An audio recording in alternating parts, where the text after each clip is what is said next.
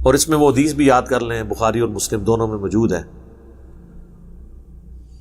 ویسے میں نے یہ ستاروں کے حوالے سے، علم نجوم کے حوالے سے ڈیٹیل ویڈیو بھی ریکارڈ کروائی ہوئی ہے، اس میں بھی میں نے کوٹ کیا تھا کہ غالباً صلح حدیبیہ یا غزوہ خیبر کا موقع تھا، نبی صلی اللہ علیہ وآلہ وسلم فجر کی نماز پڑھ کے فارغ ہوئے اور صحابہ کرام کہتے ہیں کہ آپ ہماری طرف متوجہ ہوئے اور فرمایا کہ جانتے ہو کہ ابھی ابھی تمہارے رب نے مجھ سے کیا فرمایا ہے؟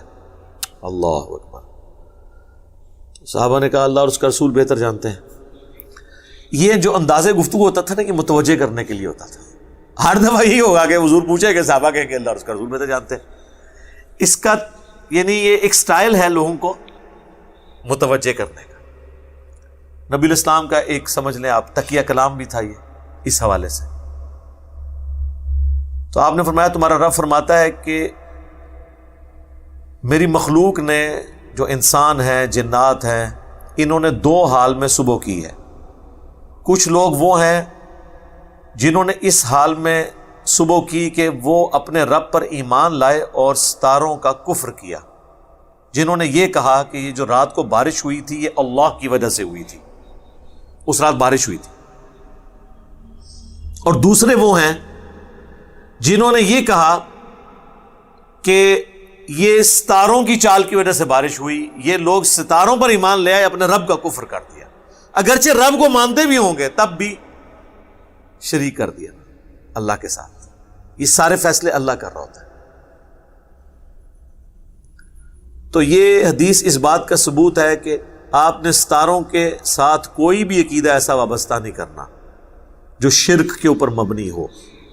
باقی ٹھیک ہے، بخاری مسلم دونوں میں حدیث ہے کہ بعض اوقات جنات جو ہیں وہ فرشتوں کی گفتگو سن لیتے ہیں، اس میں سے کچھ چرا لیتے ہیں، جو اللہ تعالیٰ ان کو گفتگو تفویض کرتا ہے، پھر فرشتے آپس میں ڈسکشن کرتے ہیں تو کچھ چوری کر لیتے ہیں، ان کے اوپر شہاب ثاقب مارے جاتے ہیں، کچھ نہ کچھ خبر نیچے نجومیوں تک پہنچ جاتی ہے، وہ اس میں خلط ملط کر کے تو اس کو ایگزیجریٹ کر دیتا ہے، اس لیے کچھ خبریں صحیح بھی نکل آتی ہیں، زیادہ تر غلطی ہوتی ہیں۔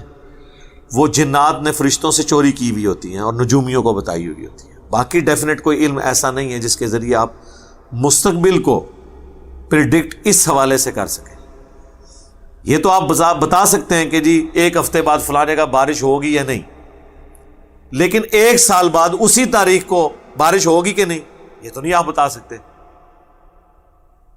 یہ تو پریڈکٹ اس طرح کیا جاتا ہے کہ جی ہوائیں جو ہیں فلاں علاقے سے چل پڑی ہیں اس رفتار میں، اتنے دنوں بعد فلاں جگہ پہنچ جائیں گی اور بارش کر دیں گی۔ ظاہر ہے جس طرح اگر میں یہاں پہ جہلم سے آئی ایس 2 گھنٹے میں اسلام آباد پہنچتی ہے اور میں آپ کو کہوں کہ جی میں نے آئی ایس کے ڈرائیور کو یہ آپ کی فلاں چیز دے دی ہے، آپ فیض آباد اڈے کے اوپر آ کے 2 گھنٹے بعد لے لیں، اور 2 گھنٹے بعد پہنچے اس کو جی علم غیب ہے، بھائی اندازہ ہے علم غیب کتوں ہو گیا؟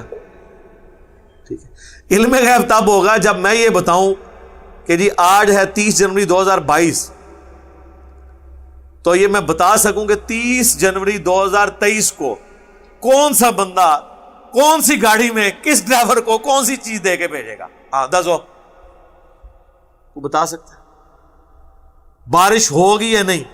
ساون کا موسم تو آتا ہے ہر سال، وہ ایک مہینہ ہوتا ہے، لیکن اس میں کوئی ڈیٹ 10 سال پہلے پریڈکٹ نہیں کر سکتا۔ ہاں جب وہ مہینہ آ جاتا ہے یا قریب آ جاتا ہے، ہواؤں کے رخ سے، اندازے سے پتہ چل جاتا ہے کہ یہ بارش اب ادھر ہوئی ہے، کچھ گھنٹے بعد ادھر ہو جائے گی۔ وہ چیز ڈیفینیٹ علم ہوتا ہے، فزیکل علم ہوتا ہے، وہ علم الغیب نہیں ہوتا۔ علم الغیب یہ ہے کہ وہ کوئی آج بیٹھ کے بتائے کہ 30 جنوری 2050 کو بارش ہوگی یا نہیں۔ دسو، یہ تو کوئی سائنس بھی نہیں، وہ کہے گی نہیں اس طرح نہیں ہوتا، وہ بھی اسے علم غیب نہیں کہتے۔ اسی طریقے سے الٹرا ساؤنڈ کے ذریعے جو آپ چاہے وہ گردے کے اندر پتری ہے اس کا پتہ لگوائیں یا پریگنینسی کو آئیڈینٹیفائی کریں، وہ فزیکل نالج ہے۔ یہ نہیں ہے کہ بندہ ادھر بیٹھا ہوا ہے آنکھیں بند کرے اور وہ بتا دے کہ فلاں کے گردے میں پتری ہے یا نہیں۔ ہو بھی سکتی ہے، 10 مریض اگر آئیں گردے پہ ہاتھ رکھے ہوئے اور آپ کہیں ان کو پتری ہے، ایک آدھ مجھے نکل ہی آئے گی، علم الغیب تو نہیں ہو جائے گا۔ ہاں جھوٹے موٹے 10 لیا ہوتے، ایک نو انہوں نے کاٹ دیتی تھے، پھر گھنٹی لگنی چاہیے نا ایسے نجومی کی۔ تو یہ فزیکل علم ہوتا ہے۔ فزیکل علم جو ہے نا، وہ تو ابھی اسلام آباد میں آپ چلے جائیں، زمین میں وہ 2 فٹ کا گڑھا کھودتے ہیں، اس میں وہ اپنی ڈیوائس رکھتے ہیں، وہ ڈیوائس میں سے ویوز نکلتی ہیں، الٹرا ساؤنڈ آپ کہہ لیں اس ٹائپ کی ویوز جو ہیں زمین کے اندر جاتی ہیں اور پھر وہ ریباؤنڈ ہو کے واپس آتی ہیں. وہ آپ کو یہ بتا دیتی ہیں کہ یہاں پہ پانی کتنی گہرائی کے اندر ہے. اب پرانے زمانے کا کوئی بابا آ جائے اور اس گورے کی مشین کو دیکھے تو گورے نو غوث وقت مان لوے. تھوڑے سارے گورے غوث وقت نے، کیونکہ وہ فزیکل نالج اتنا حاصل کر چکے ہیں. تیل بھی گورے نہیں دریافت کیتا سر، کسی بابے کو نہیں ہویا.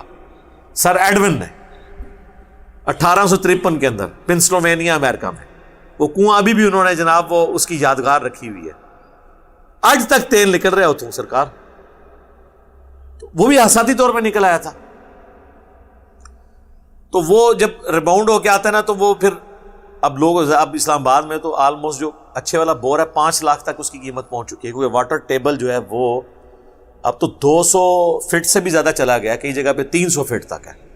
اب لوگ کہتے ہیں 5 لاکھ روپے لگائیں اور اینڈ پہ پانی بھی نہ نکلے، تو بہتر ہے 15-20 ہزار روپیہ وہ اس کمپنی کو دیں اور وہ آ کے یہاں پہ ہمیں بتا دے کہ اس گہرائی میں پانی ہے کتنا ہے، تاکہ ہمارا خرچہ بچ جائے. تو یہ فزیکل علم ہے. فزیکلی وہ ویوز گئیں، ریباؤنڈ ہو کے آئیں، پتہ چل گیا. اب یہ سی سی ٹی وی کیمرے میں آپ جو کچھ دیکھ رہے ہیں یہ فزیکل علم ہے. ایک کیمرہ لگا ہوا ہے، وہاں سے وہ ڈیٹا ریئل ٹائم دیکھ رہا ہے اور آپ کو ٹرانسفر کر رہا ہے. پاکستان میں کتنے لوگ ہیں جن کی یہاں پہ شاپنگ مالز ہیں، دکانیں ہیں، اور وہ خود امریکہ یورپ میں بیٹھے ہوئے وہاں بیٹھ کے وہ سی سی ٹی وی کیمرے کے ذریعے آبزرو کر رہے ہیں کون سا ملازم کتنے بجے آ رہا ہے، کتنے گاہک آئے ہیں، وہ سب کچھ وہاں بیٹھ کے آبزرو کر رہے ہیں. تو یہ علم غیب ہے؟ نہیں، یہ فزیکل نالج ہے، حصی علم ہے. علم الغیب ہوتا ہے جو حواس خمسہ کے بغیر حاصل ہو جائے.